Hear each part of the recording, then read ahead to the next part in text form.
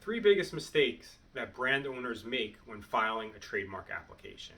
Hi, I'm Jason Rosenblum. I'm an intellectual property attorney. I protect my clients' products, their brands, their businesses from getting ripped off so they can focus on their business. Today, we're going to discuss the three biggest mistakes that applicants make when filing a trademark application. Number one is ownership. Ownership is actually very key, and I even see this when I'm talking to my clients that they think it's just, oh, let's just put it in this name of this person or of this company.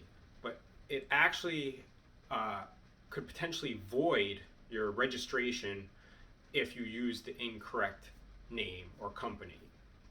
So if it is an actual entity, you should not use the CEO or a manager's or one of the owners of the company's name. You should use the company's name, and that's assuming that it's the company that's actually providing the product or service that you're filing the trademark for.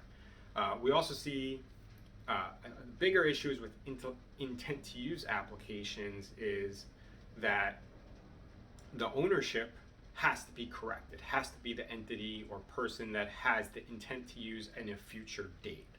Otherwise, it could also void the application. And what I mean by intent to use in a future date is that the applicant that's applying for it is also the one that's going to actually bring the product to market or service to market at a later date. A lot of times you see people say, okay, I'll file in my name now and lock it in, but we'll form an entity later on and just assign it over to it. And that's incorrect for an intent to use application and completely avoid it. One of the other big problems we see in filing an application is when you file an application for intent to use, you list, or it even happens with use, is that you list goods that are much broader than you're actually using it on. The US has a very strict requirement that the goods be very specific to what you're actually using it on.